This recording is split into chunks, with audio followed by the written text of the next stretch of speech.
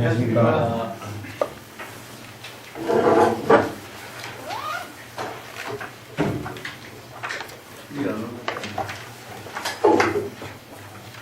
안 됩니까?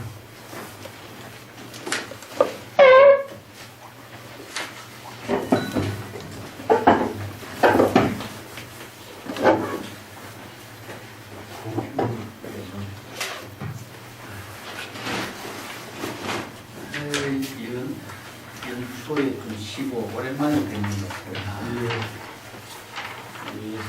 우리가 한참 어디 하는 거 잊어먹었죠. 여기 43쪽 밑에 한국에 살입니다. 유마경 국민도품은 우리가 하나하나 천천히 이렇게 보고 가고 용어 하나하나를 정리하는 것입니다.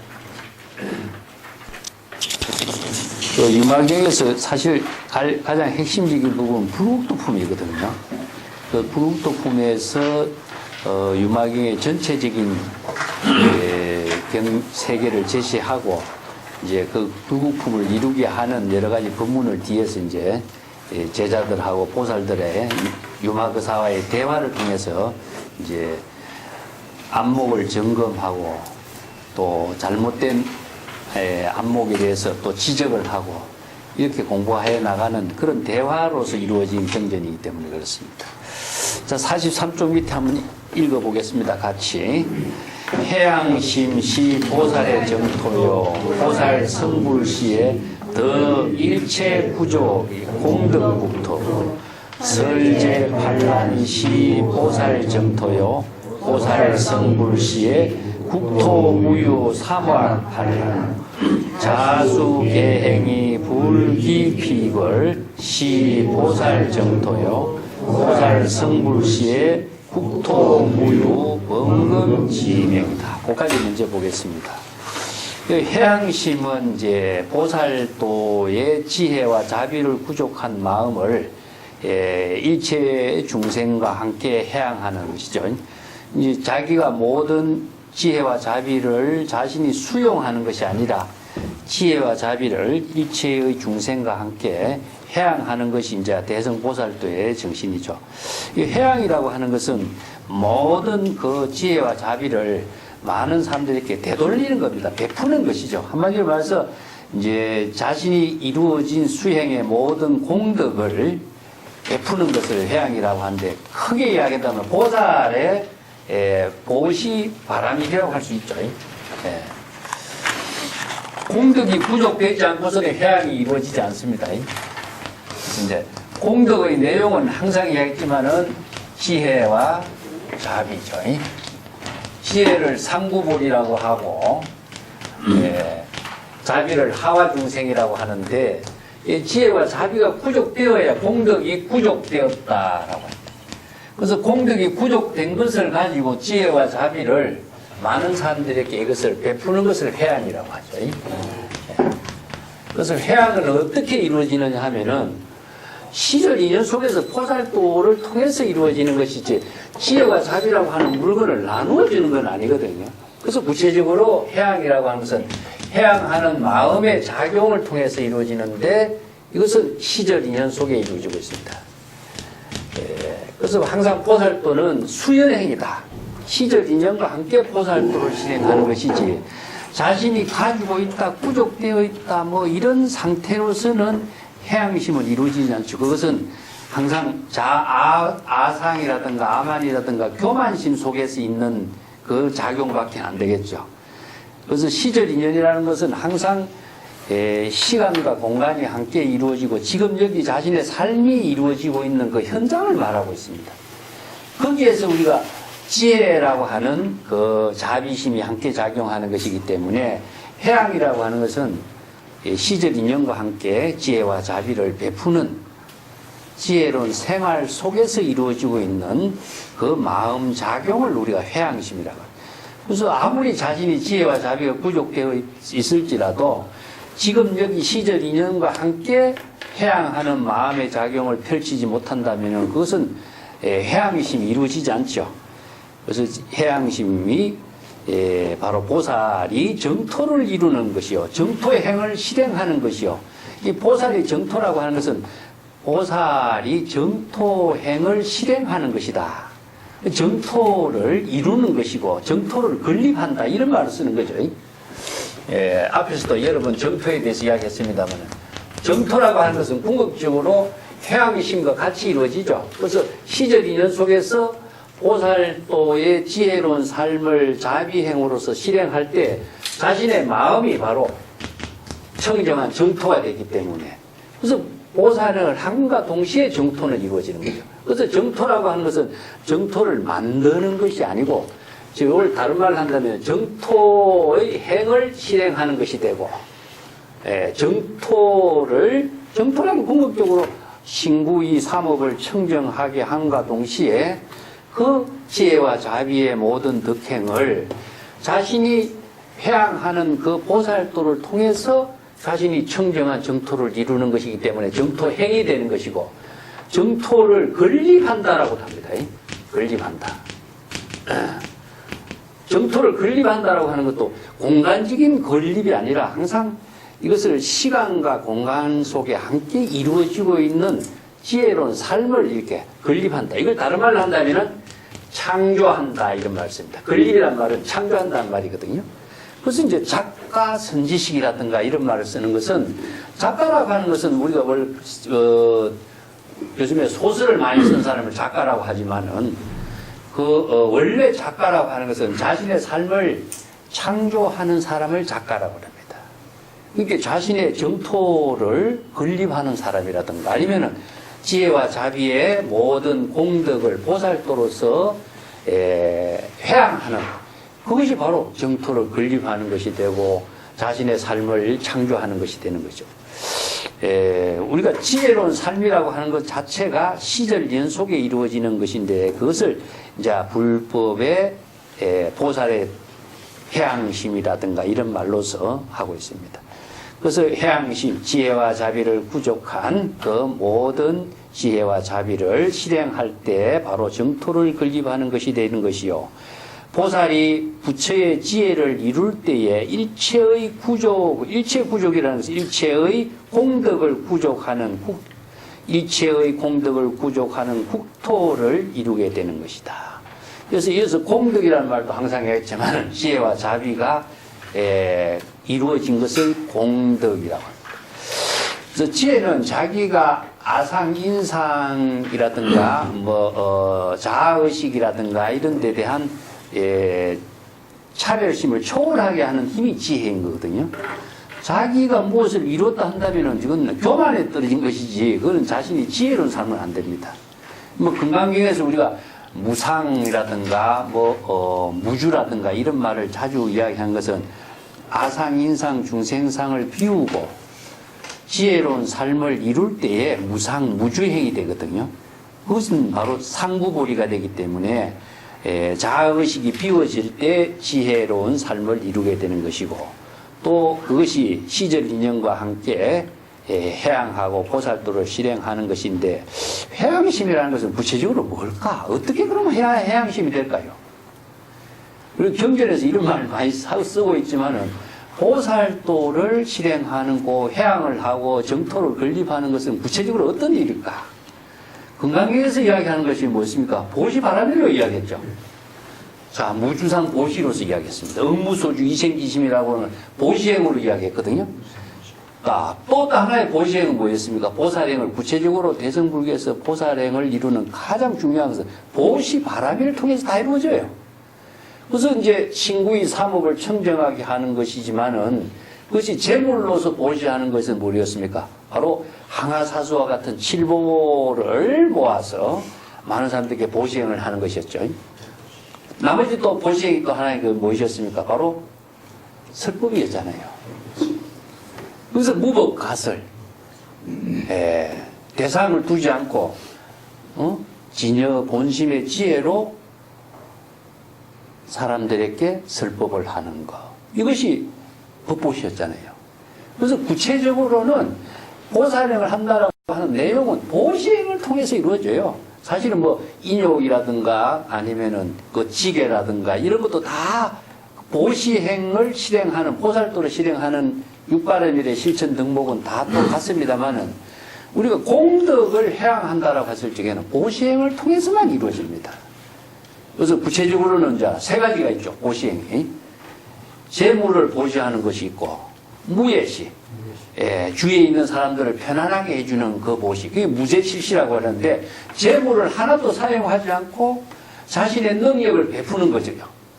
주위에 있는 사람에게 화안에 부드러운 얼굴, 웃는 얼굴을 나누는 것도 보시행이고, 부드러운 말씨를 가지고 함께 나누는 것도 보시행이고, 주위에 있는 사람들을 두려운 생각이라든가 근심 걱정이라든가 또 어떤 신경을 쓰게 하는, 요즘 말하면 스트레스를 받지 않게 해주는 거, 이게 무예시거든요. 주위에 있는 사람들에게 편안하게 해주는 그 자체가 바로 보시행이잖아요. 또 좋은 법문을 통해서 바른 지혜를 깨달아서 공덕을 이루게 하고 보살도를 실행하게 하는 인연을 제시하고 있는 거, 이게 먼저 선지식이다.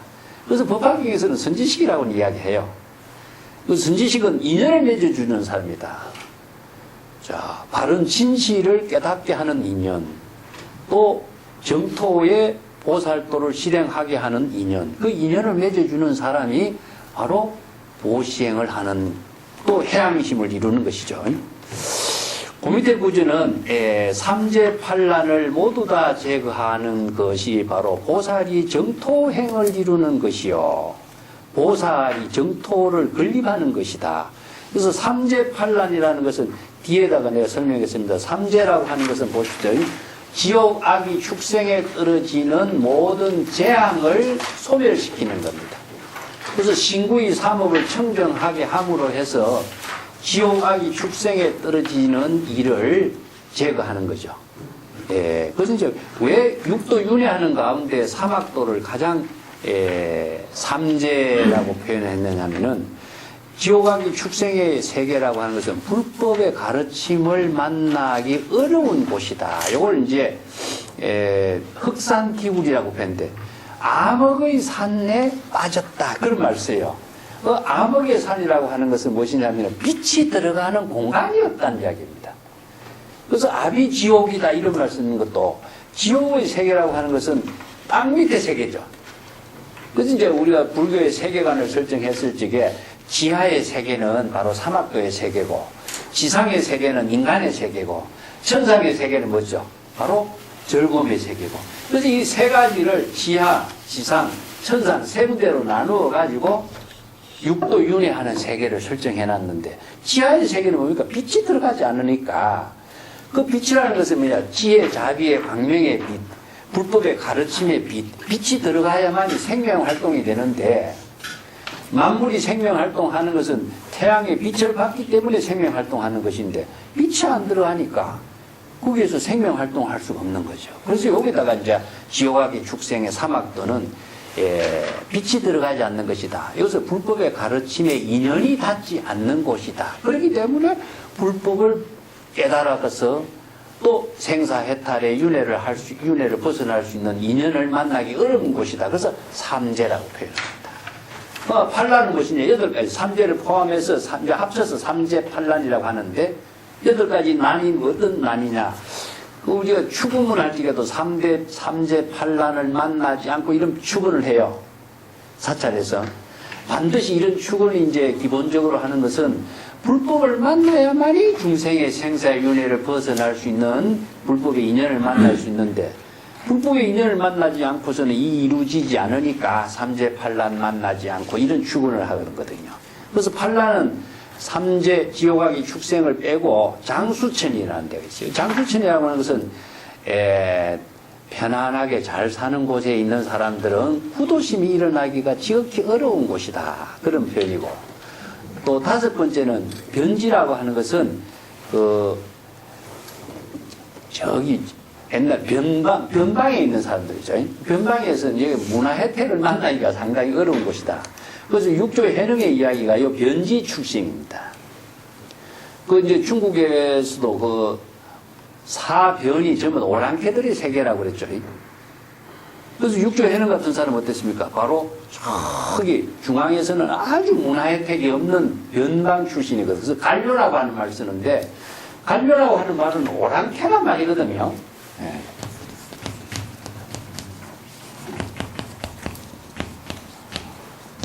이게 오랑캐라고 하는 뜻인데 짐승과 같은 것이거든. 이게 왜 중국 사람들이 이게 오랑캐라든가 이게 호인이라든가 이런 변방의 사람들을 짐승과 같은 표현을 했느냐 하면은 문화 혜택을 받지 않는 사람은 짐승과 같이 취급해버렸어요. 그래서 문화민족이라는 것은 궁극적으로 뭐냐면 중국이라고 하는 것은 중화라고 하는 말은 가운데 중자거든요. 세계 가운데. 화는 무엇이냐? 문화국가라는 뜻입니다. 그런데 문화 혜택을 받지 않는 사람은 짐승을 취급하다 보니까 무슨 글자를 모르고. 그 육조 단계에도 뭐 해능이 글자를 모르는 사람을 등장하지 않습니까? 글을 모르는 사람이 등장하는데 그만큼 문화 혜택을 받지 않는 사람은 짐승 취급을 받았기 때문에 바른 불법을 만나기 어렵다. 그래서 변방이라는 표현을 쓰고 있고. 또 맹롱엄하라고 하는 것은 무엇이냐 하면은 장님이라든가 기머글이라든가 이런 벙어리라든가 이런 사람들은 그 불법을 만나기가 참 어렵다. 그래서 이제 현상어록 같은 데는요, 세 가지 삼종병이라고 그럽니다. 이 세 가지 병을 맹롱엄하는 삼종병에 들은 사람이라 그래요. 삼종병. 그래서 이제 중국 선생들도 재미난 것이 이 맹롱엄한 삼종의 병에 들은 사람들을 어떻게 그러면은 불법의 인연을 맺어줘야 될 것인가. 이것이 하나의 선생들의 화두로 제시하고 있습니다. 이런 사람도 일체 중생에게 불법을 전해야 되고 일체 중생이 해탈할 수 있는 법을 제시해 주는데 이런 사람들에게 어떻게 불법을 전해줘야 되느냐 하는 거죠. 자, 이것이 중국 선생들에게 하나의 화제로서 해서 현상어록에서 이것이 굉장히 중요한 과제로 됩니다. 그 벼감록에도 등장하고 있습니다. 자, 언어나 문자를 초월해서 이런 사람들에게 불법을 깨닫도록 해줄 수 있는 인연을 어떻게 제시할 수 있고 하는 것과 똑같은 문제예요. 여기에서 기본 과제는 무엇이냐 하면은 언어 문자를 초월해서 불법을 이해할 수 있고 불법을 감지할 수 있고 불법을 느낄 수 있고 자각할 수 있도록 하는 것은 시절인연의 생명활동밖에 없는 거죠. 그래서 시절인연의 생명활동이 작용하게 하는 법을 깨닫도록 제시하는 일, 그것이 바로 시절인연에 작용하는 그 자연법의 법문이라고 해요. 또 세지변총이라고 하는 말은 세속적인 지혜와 변제가 너무나 높은 사람은 자기 식으로 모든 것을 보고 듣고 해석해 버려요. 그렇기 때문에 다른 말에 그것을 받아들이기가 여법하게 받아들이기가 어렵다. 그런 표현을 쓰고 또 불전불루라고 하는 것은 부처의 출세를 만나지 않고서는 불법을 만나기 어렵다. 이것은 부처의 출세라고 하는 것은 궁극적으로 뭐냐면은 불법을 설하는 사람을 만나지 못하는 것을 말해요. 부처님이 세상에 출연해서 과거에 출연했고 미래에 출연했다. 그러면 우리는 부처가 출세하지 않는 세계에 살고 있는 것밖에 안 되겠죠. 그래서 금강경의 구절을 우리가 잘 보세요. 사구계를 수지해서 이타인설 남에게 설법했을 때 그는 바로 적이열애, 그는 바로 열애가 된다고 그랬잖아요. 불법을 설하는 사람이 부처인 것이지 불법을 설하는 사람을 만나지 못하는 사람은 불법을 만나기 어렵다는 거예요. 그러니까 그렇다면은 경전을 다 우리가 보고 듣고 하면은 불법을 만나는 것이 되는데 그럼 경전을 만나지 못했다고 이야기하지 않고 불법을 설하는 사람을 만나지 못했다고 이야기하는가? 왜 그럴까요? 자, 여기에 우역부전하고요, 세지변총이라고 하는 말하고 불전불현이라고 하는 말을 같이 이해를 하셔야 되는 게, 우리가 책으로 어느 문자로 쫙 정리해 놓고 보면요, 재주가 뛰어난 사람들은 자기 나름대로 해석해버려요. 그렇기 때문에 자기 나름대로 이해하고 해석해버리고 자기 나름대로 설명을 해버리는 것이 불법이라고 할 수 있느냐는 겁니다. 이것은 자신의 교만심으로서 경전을 어느 문자로서 자신의 지식과 자신의 생각으로서 이야기하는 것을 불법이라고 할 수 있느냐? 그것은 불법이라고 하지 않아요. 그렇기 때문에 무법가설이라고 금강경에서 이야기했죠. 어떻게 설법해야 될 것인가? 이게 바로 무법가설이라고 하는 말이 득보시를 할 수 있는 능력, 설법을 할 수 있는 말이 이 말에 나와요.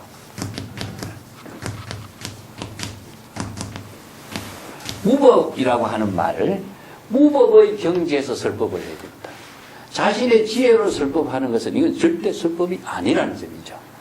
그래서 설법을 어떻게 해야 할 것인가가 바로 사구계를 수지독송에서 무법가설, 진여의 지혜로 여시 설법을 했을 때에 바로 정법을 설하는 것이 됩니다.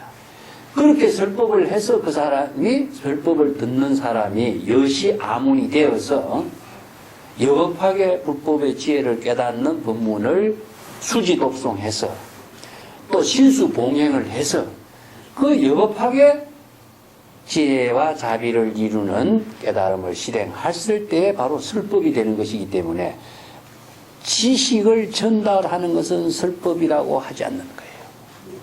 그래서 어느 문자가 아무리 있을지라도 그것을 여법하게 설하는 사람을 불설이라고 합니다. 이때 무법가설이란 말이에요. 그래서 참 중요한 말이거든요. 우리가 금강경을 우리가 공부를 했을 적에도 여기 유마경에도 뒤에 나옵니다. 설법에 대해서 나오는데 바르게 설법을 하는 인연을 만나지 않고서는 정법의 지혜를 바르게 신수봉행하고 여시 아문할 수 있는 능력을 부족하지 못하는 것은 이것은 설법이라고 하지 않는 겁니다. 그래서 이제 세간의 지혜 변총이 뛰어난 사람도 참 불법 만나기가 어렵고 또 설법을 하는 인연을 만나지 못해서도 참 불법 만나기 어렵다. 그래서 이렇게 8가지를 판란이라고 합니다. 그래서 이러한 판란을 모두 다 제거하는데 이것이 바로 보살의 정토를 이루는 것이고 정토를 실행하는 것이다. 자, 여기에서 판란을 제거한다는 것은 궁극적으로 뭘까요? 자기 스스로 신구의 삼업이라든가 아니면은 삼재 판란을 스스로 제거해야만이 여법하게 불법을 깨달아서 지혜와 자비를 부족하는 보살의 정토행을 실행하게 되는 거죠. 이 삼재판란을 대상으로 두지 않고 자신이 중생심으로 이 삼재판란을 제거할 수가 있어야 되는 거죠. 자신의 중생심으로 이루어지는 삼재판란을 제거했을 때에 바로 자신이 진여의 지혜로 정토를 이루는 경지를 실행하게 되죠. 그래서 정토행을 이루게 되고 정토를 건립하게 되는 것이 되죠. 그때 이렇게 했을 때 보살이 부처의 지혜를 이룰 때에 성불이라는 것은 그런 얘기합니다. 부처의 지혜를 이룰 때의 국토에는 사막도와 판란, 삼재판란의 모든 세계가 있을 수가 없게 된다. 그래서 궁극적으로 삼재판란은 어디에 있습니까? 자신의 마음속에 삼재판란이 있는 거죠. 그 8가지 삼재판란을 제거했을 때 자신이 바로 진여본심의 청정한 지혜로서 정토를 이루고 정토행을 건립하는 보살이 되고 또 삼업이 청정한 정토행을 건립할 때 부처의 지혜를 이루는 것이 성불이 되는 거죠. 이건 삼악판란이나 삼도판란이나 삼악도를 그렇게 줄여서 같이 쓰고 있습니다. 자수갱의 불기피거리요. 이것이 바로 보살의 정토다. 이것은 자기 스스로 갱을 잘 수지하여, 이거 수라는 것은 지키다라고 하는 것이 아니라 잘 지니고 수지한다는 것은 실행할 수 있는 것을 말했죠. 그리고 피걸은 저 사람 남의 허물을 비방하는 일이 없고, 저 피라고 하는 것은 무엇이냐면 상대를 말합니다. 여기서 자피라는 것인데 대상의 중생이나 남이나 이런 것이 전부 다 대상은 피가 되죠. 남의 허물을 비방하지 않는 것. 그 권이라고 하는 것은 결여됐다 이런 말이기 때문에 허물을 말하고 있습니다. 남의 잘못에 대해서 허물을 비방하지 않는 것. 이것이 바로 보살의 정토행을 실행하는 것이니. 자, 이건 남의 허물을 비방하지 않는다는 것은 이제 법국에도 나오는데, 남의 잘못을 보지 말라, 남의 잘못에 대해서 말하지 말라, 이런 말을 해요. 그래서 이제 이런 말을 하는 사람이, 그러면 불교는 남의 잘못을 바르게 잡아줘야 되는데, 왜 남의 잘못을 보지 말라, 비방하지 말라, 이렇게 그러면 방관하는 거 아니냐. 이렇게도 이야기하는 사람이 있어요. 내가 옛날에 동산불교대학에 강의를 하니까 그런 말 해요. 자, 그 불교는 철저하게 계율이요. 자율성에다 두고 있고 자신의 신구의 삼업을 청정하게 하는 계율관입니다. 세속적인 모든 그 윤리 도덕의 가치관은 어떻습니까? 남과 나의 대상을 두고서 이렇게 잘못을 비판하고 비난하고 바로잡아 주려고 하는 윤리 도덕의 가치관인데 불교는 자신의 신구의 삼업을 청정하게 하는 계율관이에요. 요즘이 달라요. 어떤 문제가 틀리냐면요. 남을 비방하게 되면 어떻습니까? 내가 자아의식이 딱 생겨버립니다. 남이라고 하는 것은 대상이 나오죠? 그 벌써 스스로가 나와 남을 구분하는 중생심에 떨어져요. 그 자기 스스로의 차별 분별심에 떨어진 것은 바로 자신이 신구의 삼업이 청정하지 못한 생사윤회의 업 속에 떨어져 버려요. 그리고 허물을 본다라고 하는 것 자체가 대상 경계에 속박되어 가지고 자신이 그 허물을 지적하는 것 같지만은 자신이 그 허물과 함께 되버려요. 그렇기 때문에 청정한 신구의 삼업행을 계율행을 하는 것은요, 남의 허물을 보지 말라 이 말이 육조 단계에서 나옵니다. 이것은 불교의 기본 계율관의 근본 정신이 신구의 삼업을 청정하게 하는 거기에 근본을 두고 있는 것을 두고 있습니다. 이것은 생사윤회를 초월하게 하는 지혜를 토대로 해서 불교의 계율관이 제시되어 있어요. 그러면 남의 허물을 보지 않는다면 그럼 남의 허물을 무시해버리냐? 자신이 청정한 계율관을 실행하는 그 지혜와 자비의 덕으로서 상대방에게 자각하게 하는 인연을 제시하는 겁니다. 이게 불교의 계율관이 다른 거죠. 예. 그래서 이제 자기의 계행을 잘 수지함으로 해서 남의 허물에 비방을 하지 않는 것, 이것이 바로 보살이 정토행을 이루는 것이요 정토를 건립하는 것이니, 이러한 보살이 정토행을 건립할 때에 부처의 지혜를 이루게 되는 것이니, 그 보살이 정토를 불국토를 청정하게 하는 거기에는 범검지명이 있을 수가 없다. 여기서 계율을 범한 사람의 이름이 그 정토에는 있을 수가 없다. 계율을 범한 사람의 이름이 그 청정한 정토에는 없다는 이야기거든요. 그러면 여기서 무엇이냐면은 정토라고 하는 것은 바로 존재하는 세계가 아니라 지혜가 작용하는 세계이기 때문에 청정한 신구의 삼업에 청정한 지혜가 작용하고 부처의 지혜가 작용하는 정토를 건립하는 곳에 어찌 거기에 중생심으로 계율을 범한 중생의 이름이 거기에 있을 수가 있겠는가. 이건 무량수경이나 아미타경이나 48원을 세운 그 법장비구의 원력형에도 나와요. 정토에는 법장비구가 48가지 원력을 세운 것이 아미타 불국토를 건립한 원력인데, 그 원력의 기본이 무엇이냐면은 이원의 모든, 이견의 모든 차별상을 초월하게 하는 겁니다. 자, 이원과 이변이라는 것은 어떤 걸까요? 선과 악입니다. 나와 남이죠. 또 아니면은 좋고 나쁜 거죠. 아름답고 미운 겁니다. 또 무엇이냐면은 내가 48원력을 성취했을 적에 그 내가 세운 정토, 불국토에는 남녀의 차별상이 없다 이런 말이 있어요. 그리고 이제 남녀의 차별상은 어떠냐? 바로 중생심 속에 있잖아요.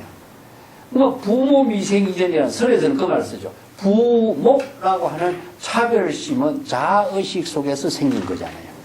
그렇기 때문에 정토의 세계는 진여의 지혜로 이루어진 깨달음의 세계에는 남녀, 부모, 선과 악, 나와 남, 좋고 나쁨이라는 차별상이 그 속에 나오는 거예요. 그래서 이제 이걸 법화경에도 나오는데 정토에는 여인상이 없다 이런 말 쓰거든요.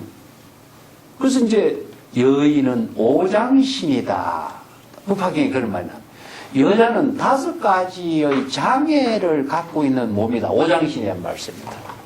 그 오장신이라는 것은 5가지 장애 무엇이냐? 부처가 될 수가 없고, 또 아라한이 될 수 없고, 보살행을 수행할 수 없고 또 뭡니까 저기 전륜성왕이 될 수가 없고 그래서 이제 여자의 몸으로서는 부처가 될 수 없다는 우리가 속수로 그렇게 이야기하고 있죠. 그래서 다음에는 내 생에는 남자의 몸을 받아서 우리가 부처가 된다 이런 말 하고 있죠. 이것은 경전을 잘못 이해해서 그런 말 하는 겁니다. 그러니까 법화경이나 무량수경의 48원 같은 데서는 정토에는 남녀상이 없다는 이 말은 여자상이 없다, 여자 몸이 없다 이런 말을 쓰는 것 같고 여자의 몸으로서는 정토에 이룰 수가 없고 성불할 수가 없다 이런 고정관념을 갖고 있죠.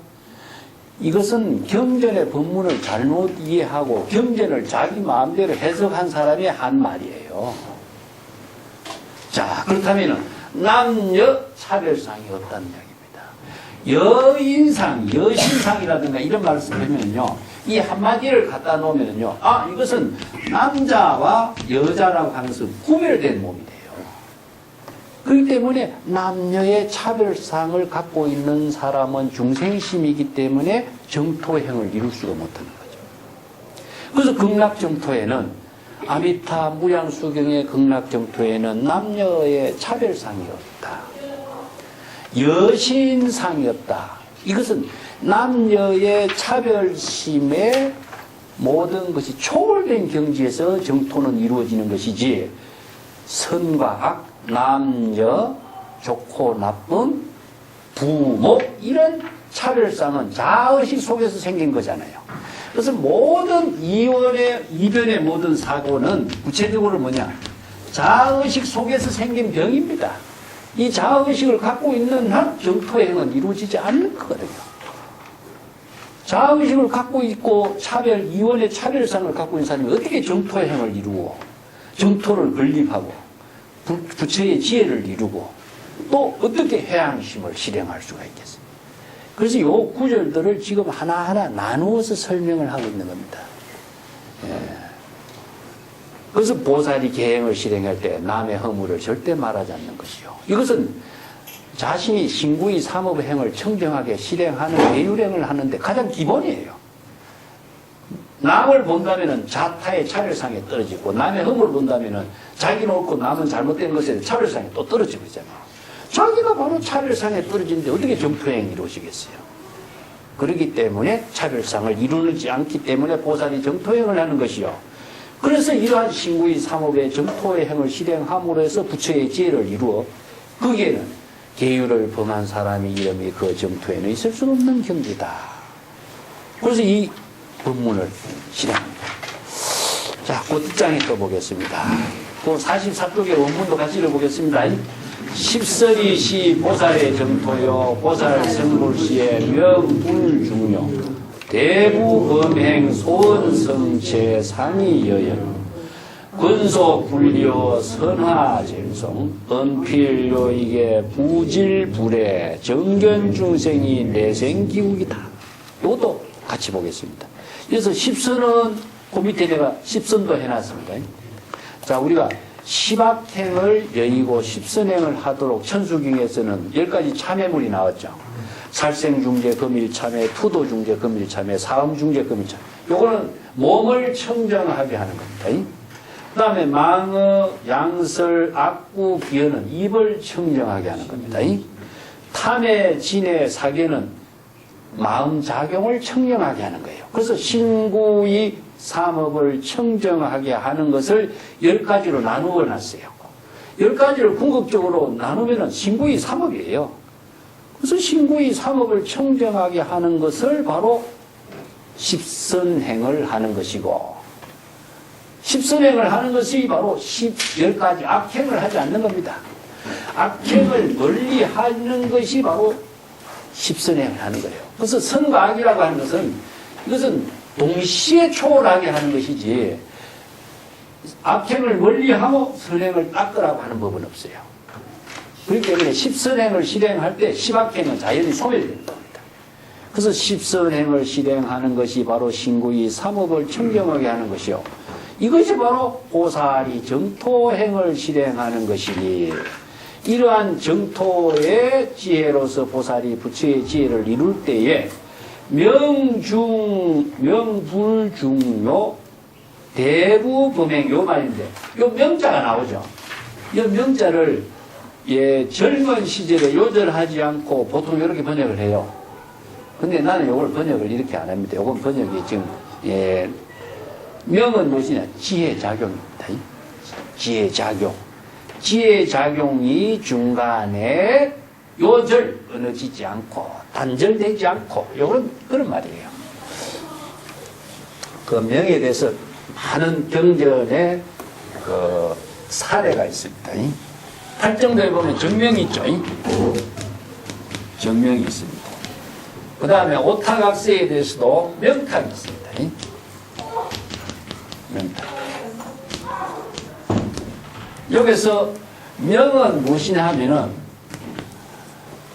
지혜작용입니다. 예. 지혜의 생명. 요걸 이제 팔정도에서도 바른 생활 이렇게 하거든요.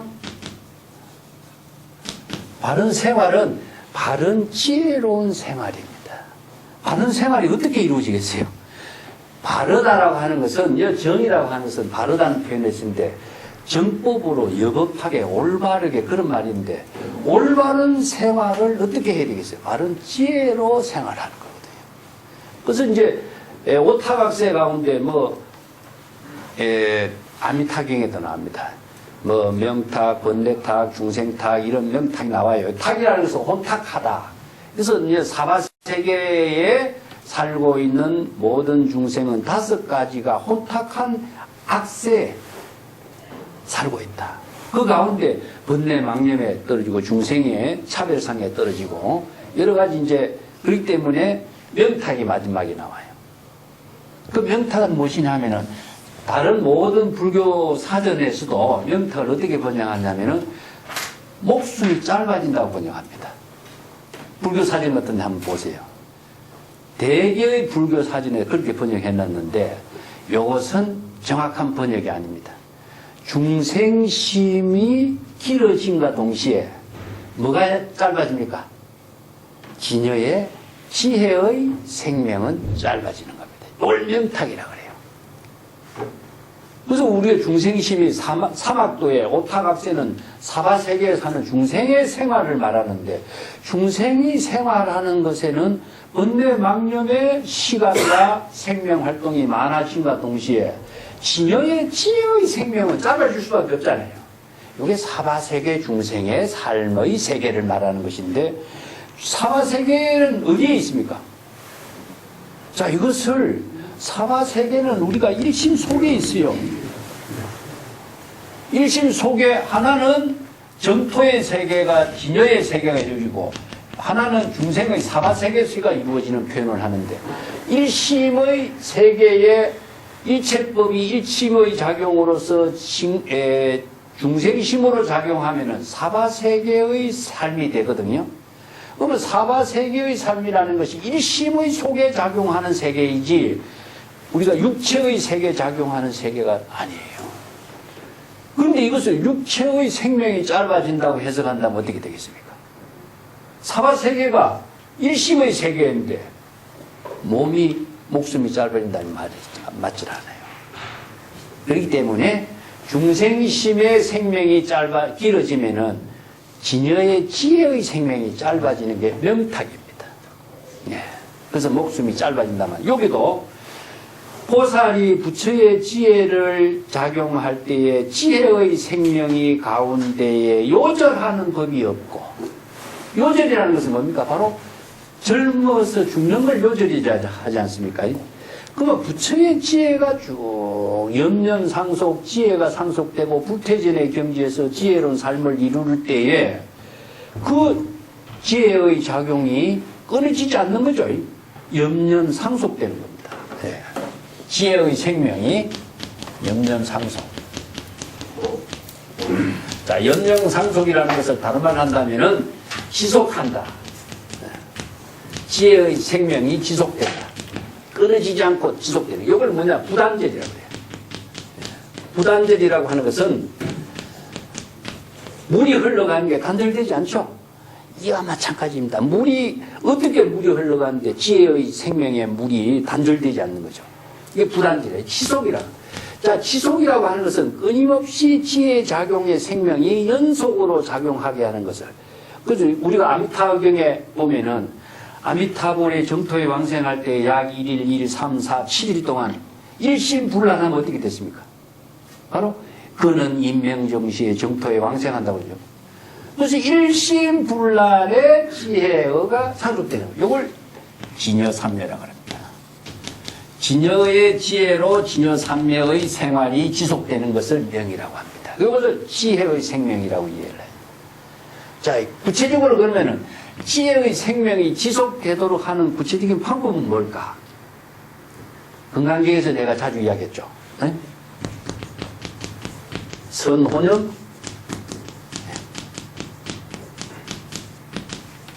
선혼염. 자, 이것을 불법을 호지한다 이런 말이죠.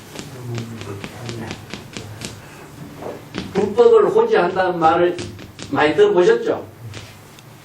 불법을 어떻게 호지할까요? 부처의 지혜로 여법하게 생명활동이 지속되도록 하는 것을 불법을 호지한다 그럽니다. 불법이라는 게 어디 있습니까? 내가 어떻게 불법을 지니고 있는가? 지혜 작용 속에 불법이 호지되는 것이죠. 자, 우리가 보살도를 수행하고 불법을 공부하면서 불법을 잘 호지해서 이 불법이 단절되지 않도록, 불법이 단절되지 않도록 하는 것은 남에게 어떻게 단절되지 않도록 할 수 있는가? 이것은 물건이 아닙니다.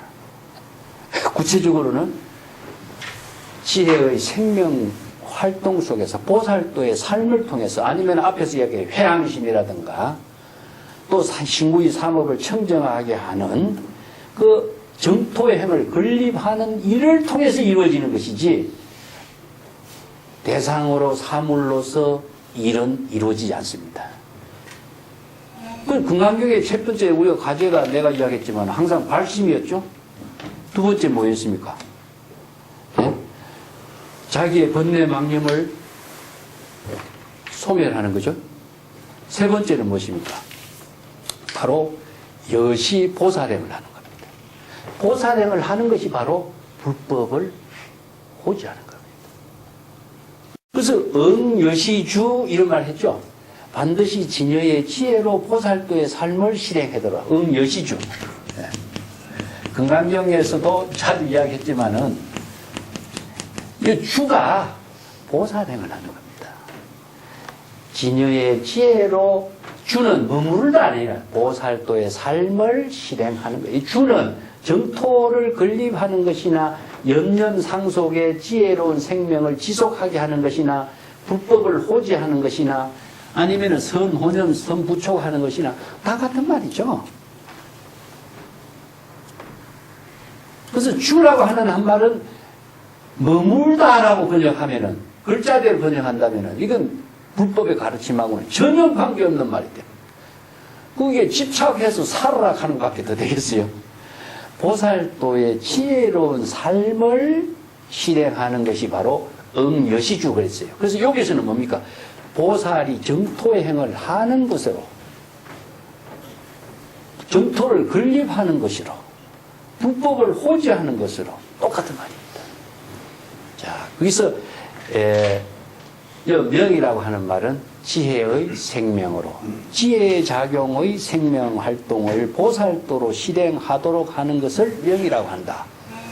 앞에서 정토를 건립할 때에 십선행으로 실행하여 보살이 정토를 건립할 때에 보살이 부처의 지혜를 이루게 된 때이며 그렇게 함으로써 부처의 지혜의 생명이 요절되는 바가 없이 대부 범행, 이게 큰 부자로 범행, 청정한 범행을 닦는다는 것은 큰 지혜를 부족하여 청정한 범행을 닦는 것을 부자에다 비유한 겁니다. 예, 큰 많은 지혜를 부족하여 청정한 범행을 실행하는 것이요. 그리고 그가 하는 모든 말이 진실하고 항상 모든 부드러운 말을 통해서 보살도를 실행하는 것. 이게 바로 십선행을 하는 것이요. 보살도의 정토를 건립하는 것.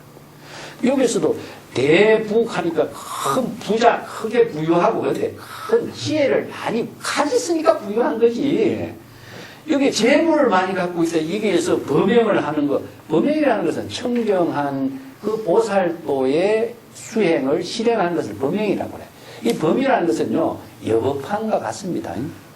범천이란 말 쓰는데, 범이라고 하는 것은 이게 산스크리트로서의 청정이라는 말인데, 그래서 이걸 다른 말 한다면은 여법이나 똑같은 말입니다. 그래서 여법하고 청정한 보살행을 실행함. 그 구체적인 내용을 보니까 진실된 말을 하는 것, 진실된 깨달음의 생활을 하는 것이고, 그리고 많은 사람들에게 부드러운 말을 통해서 보살행을 하는 것이죠. 그래서 대부는 지혜작용이 넉넉한 청정한 범행을 닦아서 범행으로 이런 말이죠. 예, 말씨는 모두 진실하고 항상 부드러운 말을 하면서 건속불교 모든 건속과 여의지 아니하고, 이 건속이라는 것은요 보살들을 모두 다 건속이라 그럽니다. 이 일가 친척을 건속이라 하지만은 중생 보살이 일체 중생을 모든 건속으로 삼는 것이거든요. 그래서 여기서 건속이라는 것은 세간적인 입장으로서 일가 친척 건속이라고 한다면 자기 중심이잖아요. 자기 중심의 건속은 일가 친척이라는 자의식 속에서 이루어지는 대상의 어떤 건속이지만, 여기서 보살의 건속이라는 것은 일체의 모든 중생입니다. 모든 중생들을 구제하는 데 여의지 아니하고, 그 보살 일체 중생을 구제하는 원력을 세우는 것이지, 여기서 건속을 여의지 않는다라고 하는 그 의미는 그렇게 이해를 해야 돼요. 그리고 선화쟁송이요, 또 훌륭하게 여러 가지 쟁송을 잘 합하여. 그래서 쟁송이라는 것은 화합입니다. 화쟁인가 원효의 화쟁과 같은 말이거든요. 그래서 쟁송이라는 것은 자의식 속에서 생기는 여러 가지 그 시기, 질투, 언쟁, 논쟁들을 이걸 말하고 있거든요. 이것은 뭐냐, 자의식 때문에 생기는 병이 뭐지냐면 옳고 그름. 이게 이제 화쟁이란 말도 쓰는데, 그 불교의 수행자들도요, 모든 경전을 공부하는 사람들도 이거 쟁송이란 말이 나옵니다. 쟁이라고 하는 말은 다투는 것이거든. 언어로 다투는 거거든요. 왜 다투냐? 법에 대한 해석이 유식 철학에서 법에 대한 해석이 다르고, 중간 철학에서 법에 대한 해석이 다르고, 또 부처의 입장에서, 중생의 입장에서 보는 또 해석이 또 다르고, 이 다 다르거든요. 다 다르다라고 하는 것은 무엇의 차이가 있습니까? 네? 자기의 차이를 두는 거죠. 그렇다면은 여기서 자기를 중심으로 해서 생기는데, 자, 여법이라고 하는 것은 무엇이냐면 진여예요, 진여. 그래서 진여의 입장에서는 쟁송이라는 것이 나올 수가 없어요. 근데 이제 해석상의 문제가 내가 볼 적에 이것은 이렇게 봐야 된다 하면은, 나는 그렇게 보지 않는다 하면은 뭡니까? 똑같은 법문을 통해서라도 해석이 다를 수밖에 없죠. 여기에서 쟁송이 나오는데, 이 쟁송의 모든 문제를 해결하는 방법은 딱 하나밖에 없어요. 본래로 되가는 겁니다. 여법하게 했을 때 이루어져요. 그래서 원효가 진여의 지혜로운 삶을 실행하도록 하는 것을 화쟁이라고 합니다. 이 화라고 하는 것은요, 모든 쟁송의 모든 사고를 진여와 하나로서 해결하게 하는 방법을 제시합니다. 그래서 불교는 진여의 법을 알지 못하는 사람은 화쟁의 덕을 실행할 수 없어요. 뭐 자기 중심으로 자기 입장에서 자신의 지혜로 지식으로 해석을 아무리 하면은요, 이 쟁송밖에 안 돼요.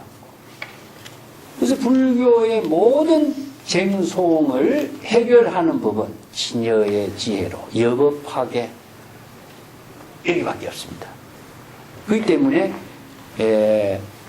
모든 선화쟁송이라는 것은 바로 여법하게 모든 자아의식과 삿된 견해, 자기 중심의 모든 사고를 잘 화합하여 그리고 말은 반드시 중생에게 이익이 되도록 하며 요 이익이라고 하면서 중생에게 이익이 되도록 한다 이 말인데 요익 중생이라는 말 쓰죠.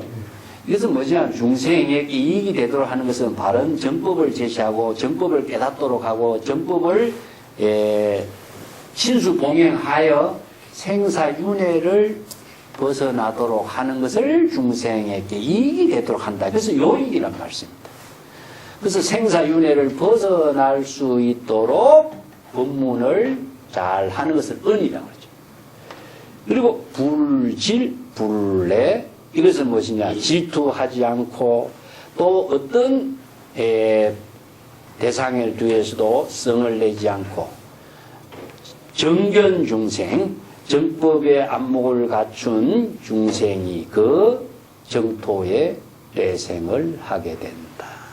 그래서 내생은 왕생과 같다 그랬죠? 왕생이나 내생이라고 하는 말과 똑같습니다. 그래서 내생이라는 건 가서 태어난 것이 아니라 열애가 지녀의 지혜로 여법하게 지혜로운 생명 활동을 할 때 바로 정토에 왕생하게 되는 거죠. 열애란 말이나 내생이란 말이나 같은 말이에요. 다른 말. 여법하게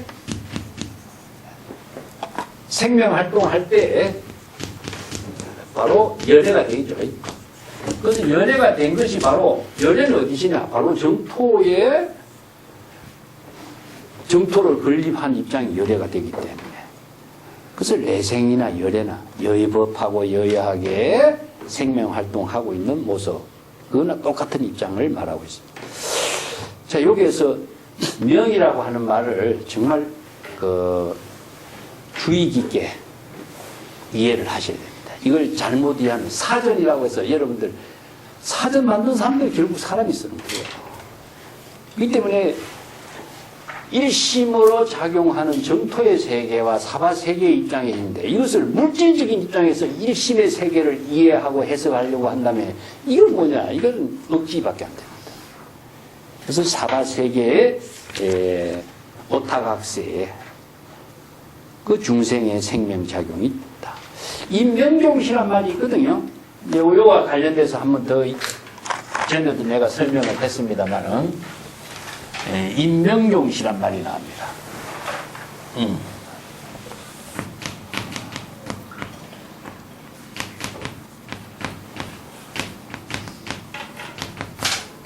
요게 적대왕생이란 말씀인데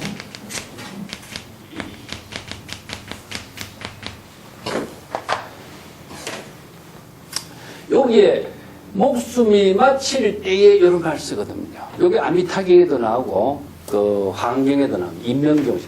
목숨이 마칠 때에 임해서 곧바로 정토의 왕생을 적덕왕생, 왕생을 하게 된다. 이 말인데 여기서 목숨이 마칠 때란 말이 이 육체적인 목숨이 마칠 때에 이렇게 이해를 해버려요. 그러니까 이 한 구절을 가지고 원하 임용 명종시 이 개성을 제가 한번 적어드렸죠. 다시 전체적으로 떨어뜨릴까? 전에 한번 내가 해석해 주시면 됩니다.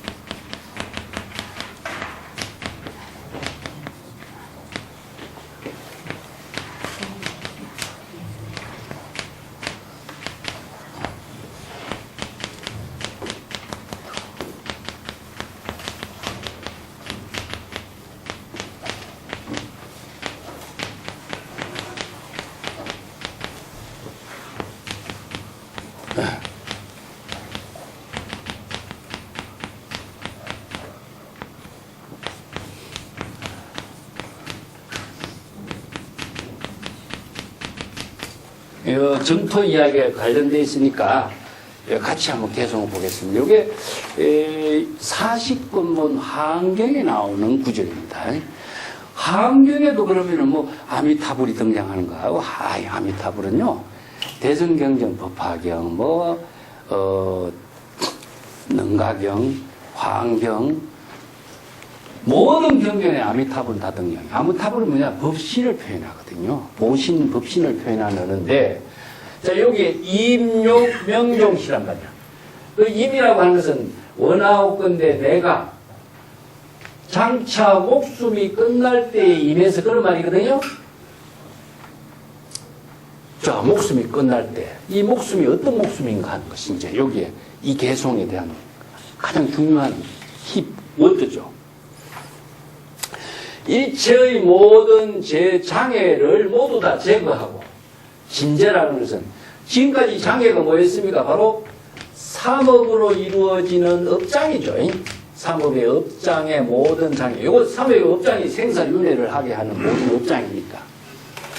자, 내가 목숨이 마칠 때 지금까지 일체의 모든 신구의 삼업으로 지은 업장의 장애를 모두 다 제거하고, 면견, 지금 여기 자기 눈앞에서, 저 아미타 부처, 저 부처인데 그 부처는 어떤 부처냐? 저 아미타 부처를 친견하고 적득 왕생, 곧바로 안락의 정토에 왕생하기를 바랍니다. 이런 원력의 개송입니다. 자, 이 개송이요, 모두 다 이 개송이 동시에 이루어지고 있습니다. 목숨이 끝날 때 모든 장애가 소멸되고 아미타 부처를 친견하고 정토에 왕생하는 겁니다. 동시에 함께 이루어지고 있는 원력행위거든요. 요 개송을 목숨이 끝날 때 하니까 이걸 어떻게 이해하느냐? 육체적인 목숨이 끝날 때로 이해를 해버려요. 그래서 우리가 한국 불교에서 장엄연불 할 적에 49제 지낼 때 이 개송이 반드시 들어갑니다. 자, 어떻게 다 알고 있냐? 사람이 목숨이 끝날 때에 모든 지금 사바세계에서 살던 업장을 모두 다 소멸하고 저 아미타 부처님을 친견하고 곧바로 안락 정토인 아미타 부처님의 극락 정토에 왕생하기를 바란다. 이 말이거든요. 자, 여기 키워드는 뭐냐? 여기 있습니다. 여기. 목숨 명제에 있습니다. 그러면 육체적인 목숨이 끝날 때에 그러면은 업장이 다 소멸되고 부처님을 친견하고 정토에 왕생할 수 있을까? 하는 문제가 나오죠. 자, 이 명은 뭘까요, 그러면? 여기에서 명은 뭐냐면요, 중생의 생명입니다. 그래서 똑같은 생명이라 했지만은 여기서는 정명은 진여의 지혜의 생명인데 여기서는 중생심으로 작용했던 생명을 말해요. 그래서 신구의 삼업이 청정하지 못한 중생심의 생명이 명입니다. 그래서 자기가 원력을 센 겁니다. 내가 지금까지 중생심으로 지은 모든 생명 활동을 모두 다 마치고, 이런 말입니다. 언제 마치집니까? 네? 중생심으로 신구의 삼업을 청정하지 못한 중생심의 생명을 마칠 때가 언제입니까? 무명에 의해서 생기는 중생심의 모든 업장을 소멸시키는 것은 어떻게 이루어질까요? 발심에 의해서 이루어지죠. 발심에 의해서. 자, 발심을 할 때에 신구의 삼업의 모든 중생심의 업장이 소멸합니다. 그래서 초발심이 바로 정각이 되죠. 발심할 때 소멸됩니다. 그래서 원력행을 실행하는 것이 발심이고 발심을 실행한 것이 신심이 돼요. 발심을 할 때 지금 중생심의 모든 삼업의 업장을 소멸하는 생명을 끊을 수가 있습니다. 자, 이게 원이 뭡니까? 바로 내가 원력은 발심입니다. 발심과 원력을 실행할 때에 생사윤회하는 중생의 모든 생명을 마쳐요. 그와 동시에 뭡니까? 이체의 신구의 삼업으로 업장을 다 제거할 수가 있습니다. 발심할 때에 생사윤회한 업장을 소멸해요. 발심할 때 뭐가 되죠? 저 아미타 부처님을 칭견하는 것이 내가 바로 정각을 이룰 때에 초발심이 바로 정각이 되죠. 정각을 이룰 때에 자신의 진여의 아미타 부처이지 아미타가 어디 있습니까? 진여의 지혜를 이루는 아미타를 본인이 명견 지금 눈앞에서 칭견하는 겁니다. 다른 사람은 칭견 못해요. 본인의 원력행을 통해서만 칭견되거든요. 자, 아미타의 부처가 건립한 정토의 안락의 정토는 어디입니까? 바로 불국 정토죠. 왕생은 어디죠? 중생심이 끊어진과 동시에 왕생, 진여의 지혜로 정토를 건립하는 정토 건립이 이루어지는 거죠. 저 안락차를 자신이 건립함으로써 자신이 왕생하는 것이지 부처가 이루어진 안락차에 내가 가서 가는 공간적인 세계가 존재하는 건 아닙니다. 동시에 이루어집니다. 동시에. 그래서 이게 발심과 함께 부처의 지혜를 이루고 정토에 왕생하는 겁니다. 그래서 불교에서 가장 중요한 것이 발심이 어렵다는 겁니다. 그래서 금강경이 뭐죠? 발, 안욕, 따라, 삼약, 삼보리. 어떻게 발심할 것인가? 이것이 바로 보살도를 실행하고 원력을 실행하는 가장 중심적인 거죠. 발심을 한과 동시에 자신의 망심을 다 어떻게 잘 조복시킬 것인가. 그리고 나서 보살도를 어떻게 실행해야 될 것인가. 이 세 가지 과제가 금강경의 과제예요. 이 금강경의 뿐만 아니라 이 대성불법을 공부하는 기본 과제는 이 세 가지예요. 이게 이제 내용에 따라서 설법의 방법에 따라서 방편 법문에 따라서 다양성을 갖게 됐고 여러 가지 입장에서 설법을 하는 것이 달라서 그렇지요. 이거 세 가지를 바로 진여의 정법으로서 바르게 알지 못하면요 언어에 헤맵니다. 그렇기 때문에 재주 있는 사람이 자기가 나름대로 해석하고 이해하고 번역하고 해보니까 그 언어에 전부 다 갈등 속에서 헤맬 수밖에 없는 거죠. 우리도 그런 경험을 너무나 많이 제가 갖고 있거든요. 그래서 사전이라고 해서 절대 신봉하지 마라. 바른 진여의 법으로서 볼 수 있는 안목이 중요한 것이지 언어로 걸려들어간다면 언어에서 헤매면서 거기서 더 갈등 속에 빠져버리는 거죠. 예, 그런 문제와 정토의 문제는 같이 연결됩니다. 자, 그 밑에 뒷장 넘어가 보겠습니다. 45쪽에 그 위에 두 단을 같이 읽어보겠습니다.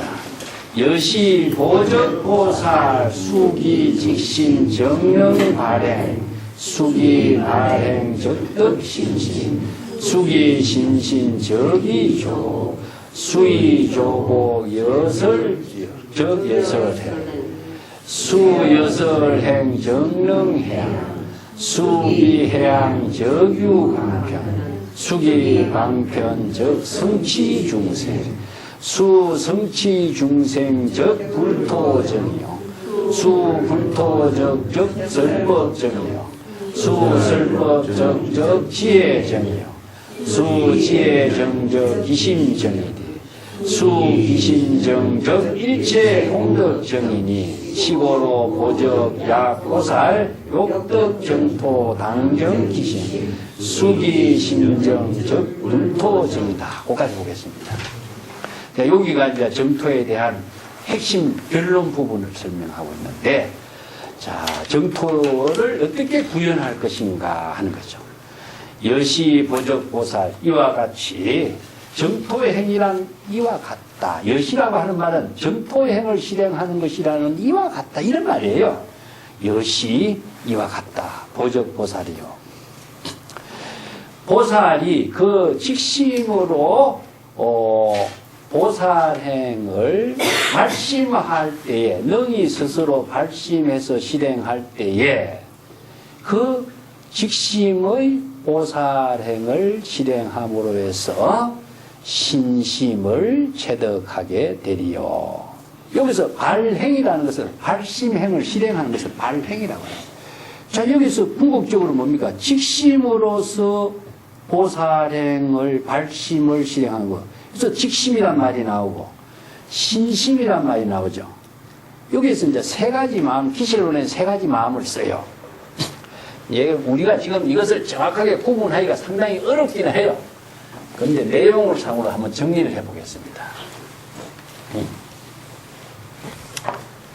삼심이라고 하는데 신심, 직심, 신심. 그 세 가지 마음인데 신심은 무엇이냐면 의심이 소멸된 겁니다. 그래서 이거 의심은 중생심이잖아요. 자기 생각으로 의심, 신심과 의심은 반대적인 입장입니다. 그래서 의심에서 신심으로 전환한 것은 궁극적으로 진여를 말해요. 그래서 이걸 삼심은 바로 진여의 지혜를 이루는 세 가지 마음을 이렇게 표현하는 것이라고 보면 됩니다. 이것은 중생심이니까. 그래서 중생심은 생사윤회하는 마음이고 생사윤회를 벗어나는 것은 신심을 이룰 때의 생사윤회를 벗어나요. 그래서 심이 도원 공덕무. 신심은 도를 이루는 가장 근본이 된다고 그랬죠. 그래서 신심이라고 하는 것은 진여의 본심을 확립했을 때 도를 이루게 돼요. 그러면 직심은 무엇이냐?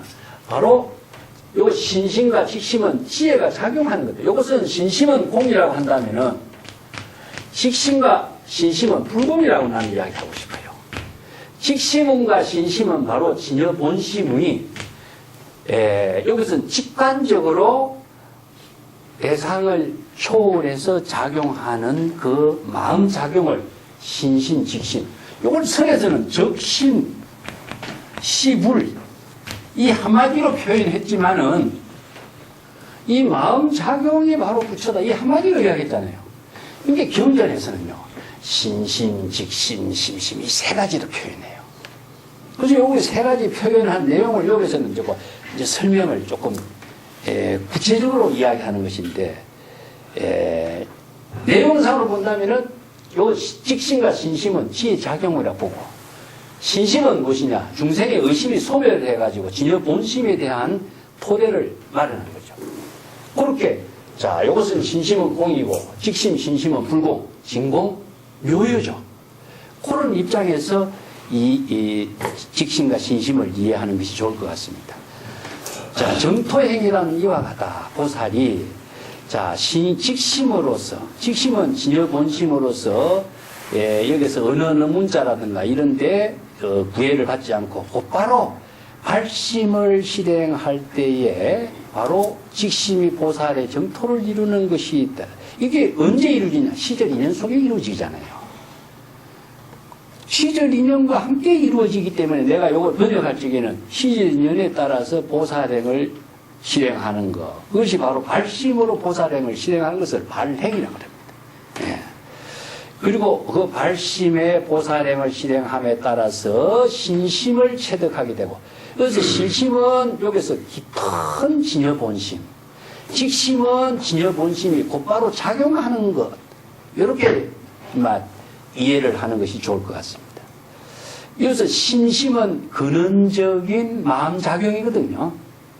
진여 본심의 근원적인 마음작용 그래서 근원적인 마음작용이 작용함으로 해서 의식의 중생심의 모든 의식을 모두 조복하게 되고 조복이라는 것은 항복받다 이런 말인데 이것은 중생심, 신구의 삼업으로 이루어지는 중생심의 모든 망념이 진여의 지혜로 작용함과 동시에 조복이 됩니다.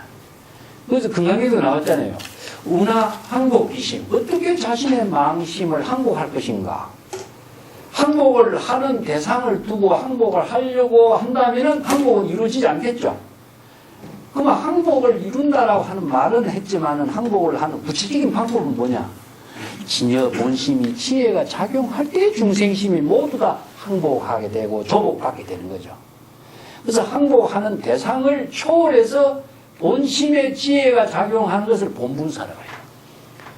그래서 진여의 지혜가 작용할 때에 중생의 모든 신구의 삼업의 망념의 작용을 조복하게 되고 그 중생심의 심의식의 작용을 조복하게 됨으로 해서 여설행 경전에서 설하는 여시설법과 같은 여법행 여설행은 여법행과 같습니다. 설법한 법문을 한 설법의 내용과 같이 지혜로운 행을 실행할 수가 있게 되는 것이요. 그래서 여설행이나 여법행은 같습니다. 자, 이것은 보시냐. 우리가 오종 수행을 제가 자주 이야기해줬지 않습니까? 이것은 방편을 수행하는 거예요. 불법의 수행은. 방편을 수행하는 것인데, 이것은 이제 신심을 수행하는 것입니다. 그래서 불교의 수행은 두 가지예요. 신심을 수행하는 것은 중생심의 모든 의심을 소멸하는 수행이고, 이것은 중생심으로서는 바로 보살행을 할 수가 없기 때문에 중생심의 모든 의심을 소멸하는 것이 신심수행이고, 자, 신심과 직심을 수행하는 것은 방편을 수행할 때 가능하거든요. 방편을 수행하는 것은 무엇이냐? 방편 법문을, 이것은 경전에서 설하고 있는 설법. 자, 이걸 여시설법이죠. 여시설법한 방편 법문에 의거해서 수행할 때 이걸 여설수행이라고 합니다. 여설행이라고 합니다. 그래서 여법행이라든가 여법수행이라든가 하는 것은 방편의 법문을 수행할 때만이 가능해요. 왜 그러냐 하면요, 자기 생각대로 수행을 한다 하는 것은요, 여법수행이 안 됩니다. 신수봉행이 될 수가 없어요.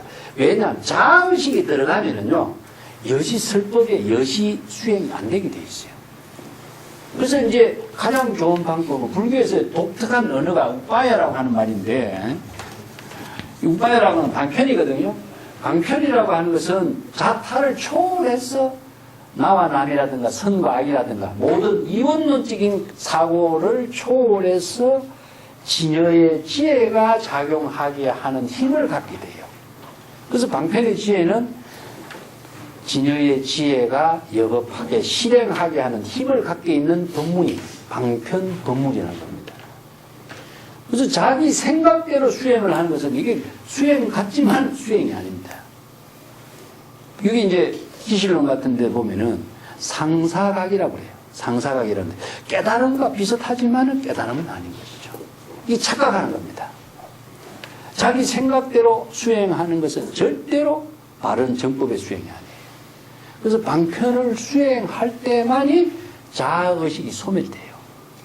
그래서 여설행이라든가 여시설법이라든가 여시라고 하는 말은 항상 자아의식이 소멸된 차원에서 설법을 하게 하고, 여시 아문도 마찬가지고, 그렇게 하지 않고서는 여법 수행이 이루어지지 않는 거죠.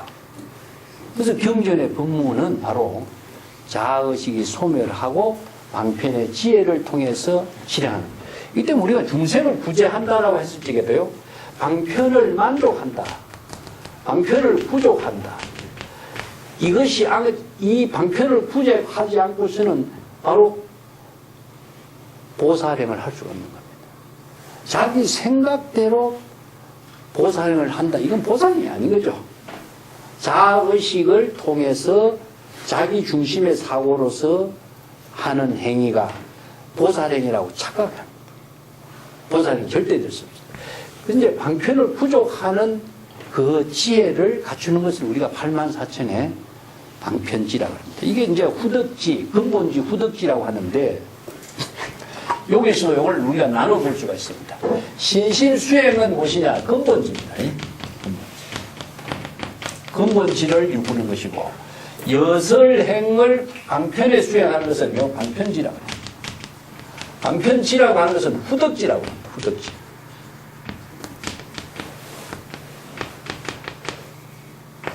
자, 근본지와 후덕지의 차이가 무엇이냐 하면요, 이 근본지라고 하는 것은 진여 본성에 부족되어 있는 지혜를 말하고 있습니다.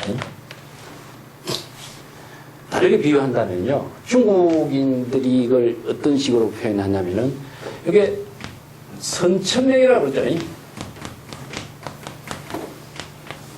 선천명, 이걸 후천명이라고도 표현해요. 중국 사람들이 천명이라고 표현해요. 선천명은 바꿀 수 있느냐? 바꿀 수가 없습니다. 그래서 우리가 모든 중생이 모두 다 진여 본성을 부족하고 있다라고 하는 것은요, 사람의 뭐 이제 중국인들이 1000명이라고 하는 것은 뭐가 바뀌지 못하냐면은 얼굴 모양 못 바꾸지 않습니까? 부모에게 물려받은 거니까. 그죠? 혈통 못 바꿉니다. 예, 그 다음에 자기가 태어난 장소나 시간을 바꿀 수가 없습니다. 그래서 이제 사원이라고 하는 것은 뭡니까? 시원한 시, 연, 월, 시, 일, 이렇게 나누죠. 이게 이제 사주라고 그러지 않습니까? 이거 못 바꾸는 거죠. 사주라는 것을.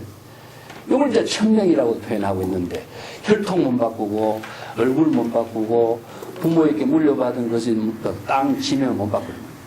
그래서 4가지 사주 못 바꾸는 거예요. 이게 천명이라고 그러고, 이걸 선천명이라고 그러죠.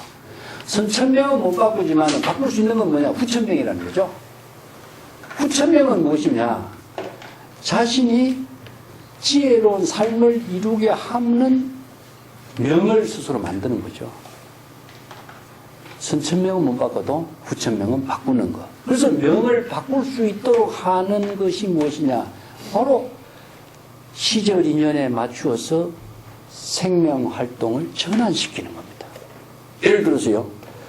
이것을 긍정적으로 생각한다든가, 이걸 부정적으로 생각한다 같죠. 이런 갈림길에 우리가 놓여 있다 했을 때에, 이거 부정적으로 생각한 사람이니까 부정적인 명을 스스로 만드는 거잖아요. 긍정적으로 생각한다면 어떻게 됩니까? 긍정적인 입장에서 그 자신의 생명을 바꾸는 거죠. 이것이 바로 이제 선천명, 후천명의 입장에서 해석적인 입장이라 한다면, 불교에서는요, 후천적인 후덕지라고 하는 것은 여기에 선악의 선택을 모두 다 초월함으로 해서 중생의 모든 차별상을 초월하는 진여의 지혜로 작용하는 법을 바로 보살행이라는 법으로 제시하는 거죠.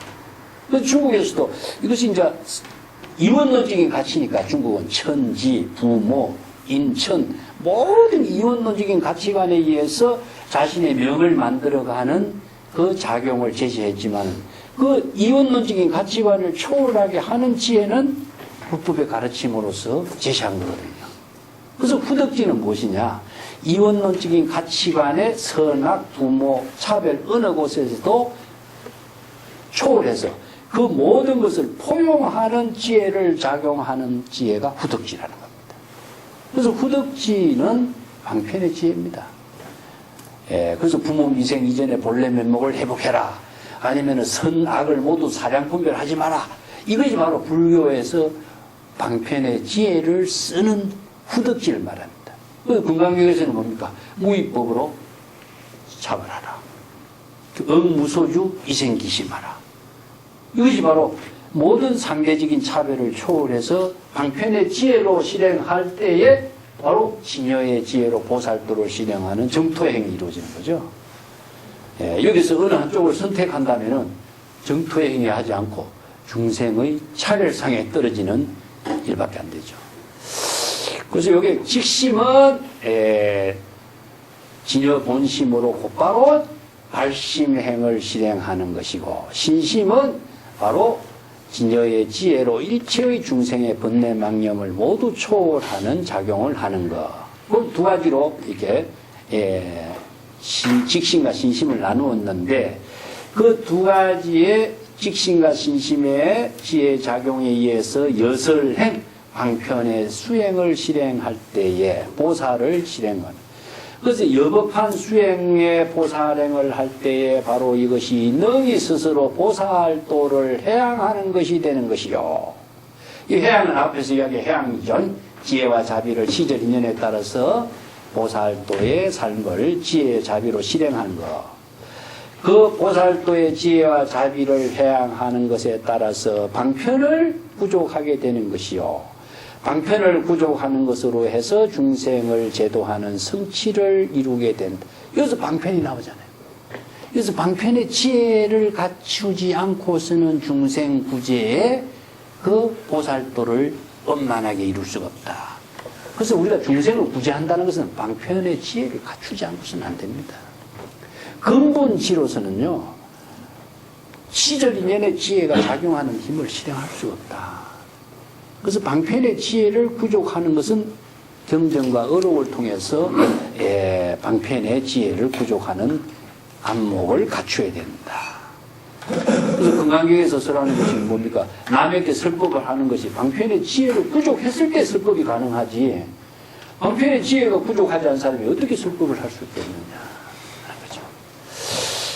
자, 그 밑에 보겠습니다. 수, 성치, 중생적 불토증이요. 중생을 구제하는 방편의 지혜로서 중생을 구제하는 일을 이룰 때에, 성취할 때에 불토를 청정하게 할 수가 있는 것이요. 불국토를 청정하게 하는. 그런데 진여의 지혜로서 불토를 청정하게 하는. 그래서 우리가 진여 본심의 지혜가 공간적으로 작용하는 표현을 불토라고 그러죠. 그러면 시간적으로 작용하는 것을 뭐 했습니까? 삼세라고 그러죠.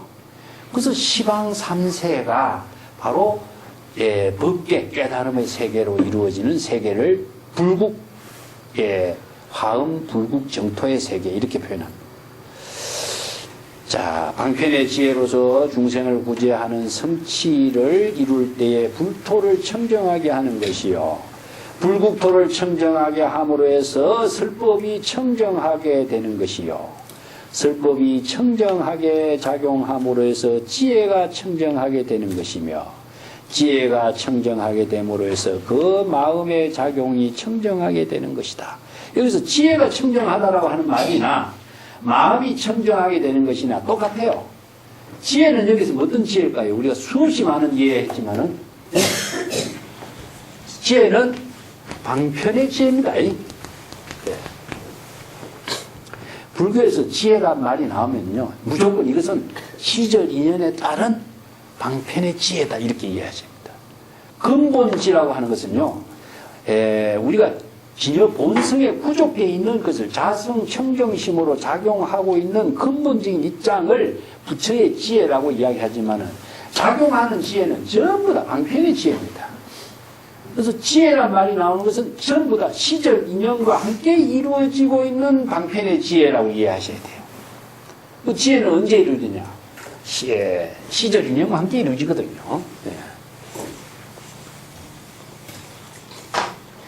정리해 보겠습니다. 이 지혜를 우리가 84,000의 지혜, 뭐 일체 종지 이런 말을 쓰는데 이것은 시절 인연과 함께 이루어진다. 시절 인연과 함께 작용하는 것이 지혜지. 시절 인연을 떠나서 지혜라고 하는 것은 없습니다. 그래서 시절 인연은 항상 내가 이야기했지만 시간적인 축과 공간적인 축이 만나는 지금 여기에 있어요. 그러면 지혜는 어디에 있느냐? 지금 여기에 있습니다. 지금 여기에 자기의 본분사에 지혜로운 생명 활동하는 가운데 지혜는 이루어지지. 지혜는 다른 데 없습니다. 그래서 시절 인연의 일을 통해서 그 일을 진여의 지혜로 작용할 때 그 지혜를 지혜라고 하는데 그것은 방편의 지혜입니다.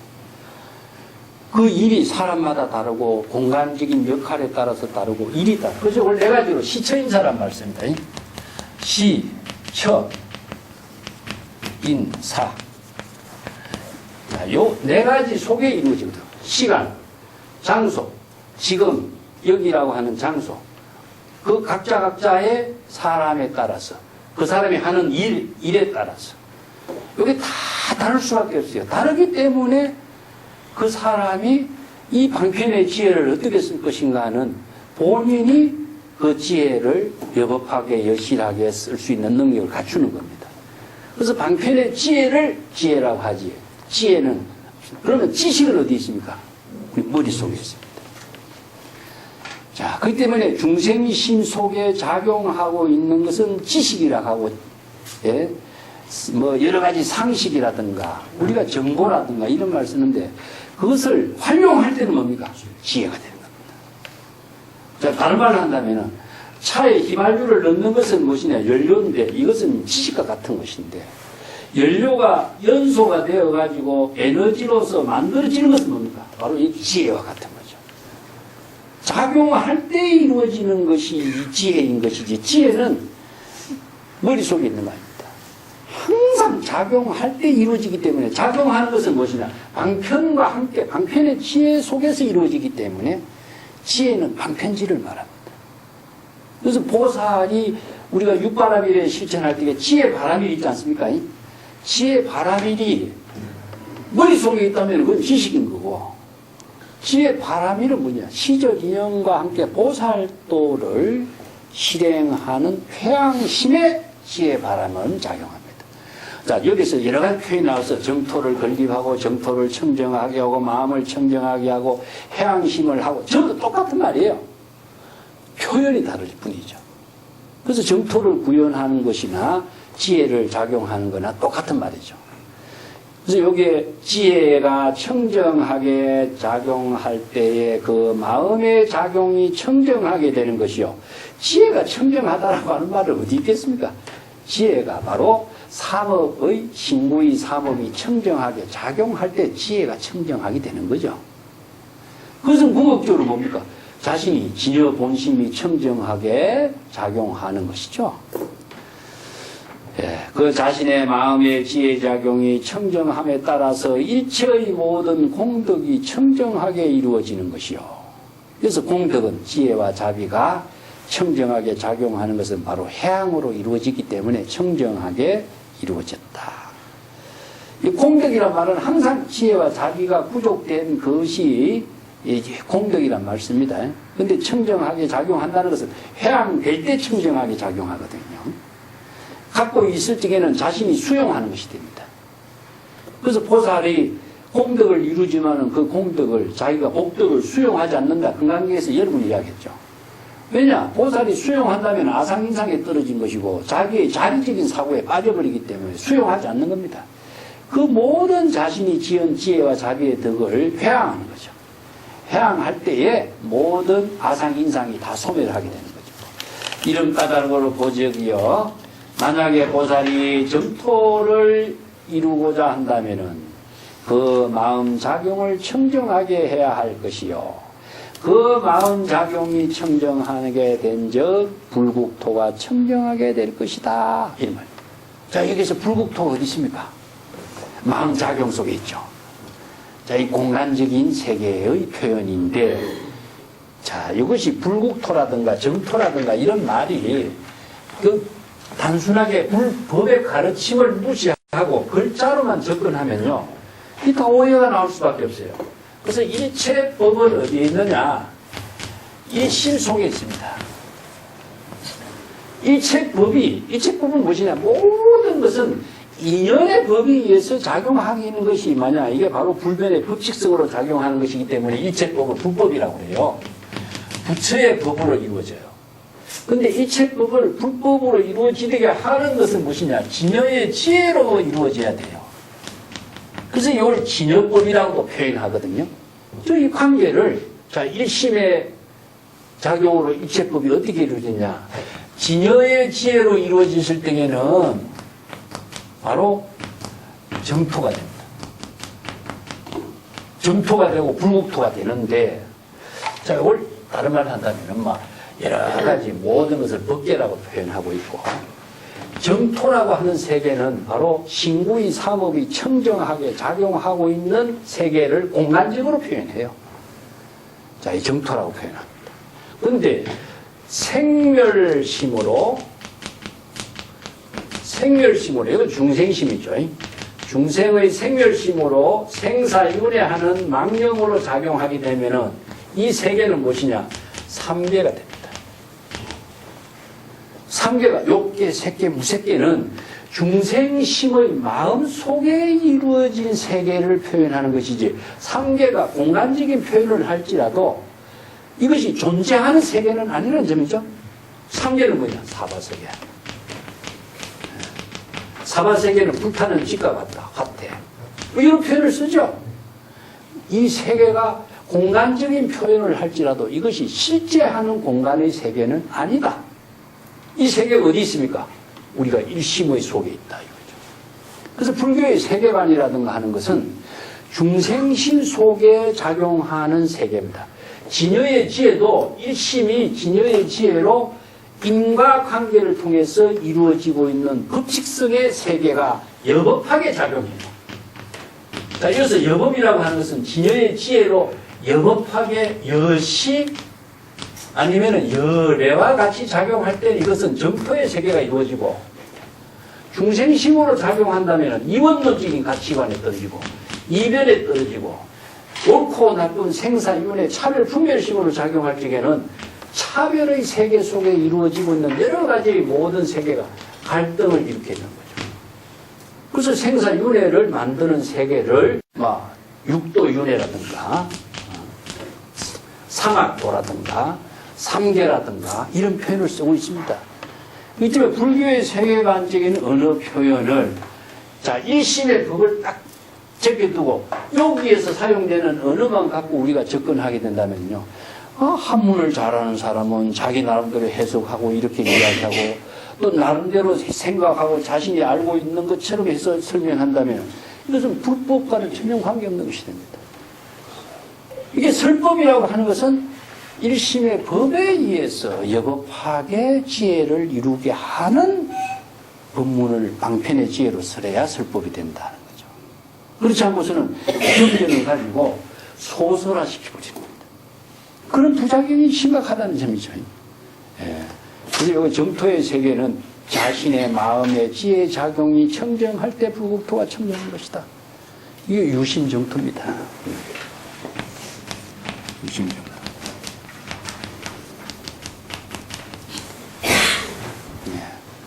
공간적인 정토의 세계가 있다고 한다면은 그것은 영원히 그 세계에는 불교의 가르침에서는 없습니다. 그래서 이게 마음 밖에서 도를 구하고 마음 밖에서 해탈을 구하고 열반을 구하고 정토를 구하고 부처를 구하는 자는 외도다.